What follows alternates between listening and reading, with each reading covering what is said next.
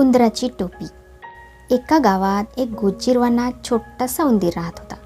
त्याचं नाव होतं उंदीर मामा. तो खूपच खट्याळ पण मनानं निरागस होता. रोज काहीतरी नवं करण्याचा त्याचा ध्यासच असायचा.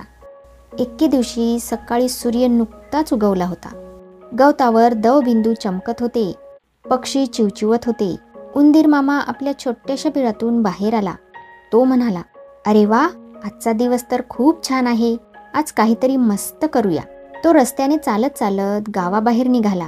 अचानक त्याच्या नजरेस काय पडलं? रस्त्याच्या कडेला एक जुने फडके पडलेले होते.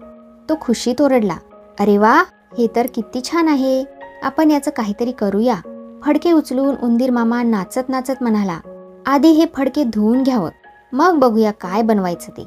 तो धावत धावत गेला धोब्याच्या घाटावर. तिथं धोबी दादा कपडे धुत होता. उंदीर मामा त्यांच्याजवळ जाऊन म्हणाला, धोबी दादा, माझं फडके धुवून देशील का?" धोबी दादा हसला.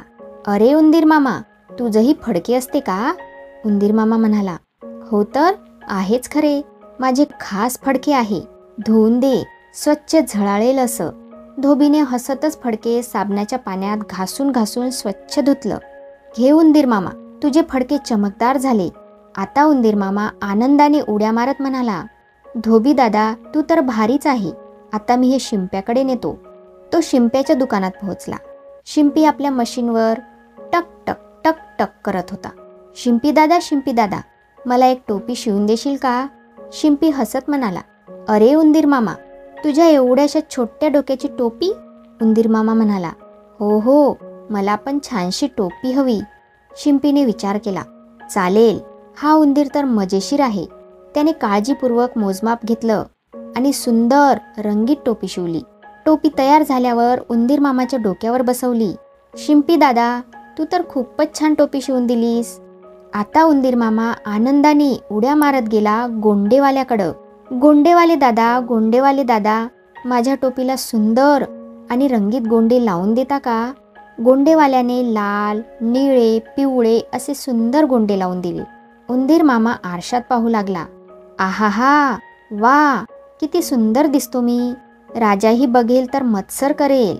तो आनंदाने गाऊ लागला, "राजाच्या टोपीपेक्षा माझी टोपी छान, ढुमढुम ढुमाक. राजाच्या टोपीपेक्षा माझी टोपी छान, ढुमढुम ढुमाक." उंदीर मामा नाचत गात गावभर फिरू लागला. रस्त्यावर सगळे लोक थांबून त्याच्याकडे पाहू लागले.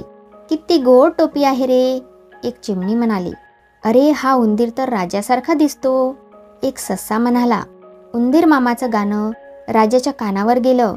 राजा आपल्या महालात बसला होता. त्याने ऐकलं, "राजाच्या टोपीपेक्षा माझी टोपी छान, राजाच्या टोपीपेक्षा माझी टोपी छान, ढुमढुम ढुमाक." राजा भुवया उंचावत म्हणाला, "काय? कोण म्हणते माझ्या टोपीपेक्षा दुसरी टोपी छान? हा तर राजाचा अपमान आहे." त्याने शिपायांना हुकूम दिला, "जा रे, त्या उंदराला पकडून माझ्यासमोर आणा." शिपाई लगेच निघाले. रस्त्यावर उंदीर मामा गाणं गात होता, "ढुमढुम ढुमाक, माझी टोपी राजाहून भारी, ढुमढुम ढुमाक, माझी टोपी राजाहून भारी." शिपायांनी त्याला पकडलं आणि राजाच्या दरबारात आणलं. राजा कडक आवाजात म्हणाला, "अरे उंदरा, तू माझ्याबद्दल काय म्हणालास?" उंदीर मामा भीत म्हणाला, "मी म्हणालो ना, माझी टोपी सुंदर आहे." राजा रागावला, "हं, मग ती टोपी दाखव बघू." शिपायांनी टोपी काढून राजाला दिली. राजा ती डोक्यावर घालून आरशात पाहू लागला, पण ती टोपी त्याच्या डोक्यावर बसली नाही. गोंडे एकीकडे झुलू लागले आणि सगळे दरबारी हसू लागले. उंदीर मामा हसत म्हणाला, "अहो राजा भिकारी, माझी टोपी घेतली, राजा भिकारी, ढुमढुम ढुमाक, ढुमढुम ढुमाक." राजा अधिकच रागावला, "तुझी हिंमत कशी झाली असं बोलायची?" रागाच्या भरात त्याने टोपी उंदराकडे फेकली. उंदीर मामाने झटक्यात ती पकडली, डोक्यावर ठेवली आणि पुन्हा गाऊ लागला, "राजा मला भ्याला, माझी टोपी दिली, राजा मला भ्याला, माझी टोपी दिली, ढुमढुम ढुमाक, ढुमढुम ढुमाक." दरबारी सगळे पोट धरून हसू लागले. राजाही अखेर हसू आवरू शकला नाही. हा उंदीर तर खरंच मजेशीर आहे. जा रे, याला सोडून द्या आणि याला बक्षीस द्या. उंदीर मामाने नाचत नाचत आपली टोपी व्यवस्थित केली आणि म्हणाला, "धन्यवाद राजा, पण माझी टोपी तर माझीच राहील, ती जगात एकच आहे." आणि तो ढोल वाजवत गाणं गात ढुम ढुम ढुमाक माझी टोपी राजाहून छान, ढुम ढुम ढुमाक माझी टोपी राजाहून छान असं म्हणत राजवाड्यातून बाहेर निघून गेला. त्या दिवसानंतर सगळ्या गावात एकच गोष्ट प्रसिद्ध झाली, उंदीर मामा आणि त्याची अद्भुत टोपी.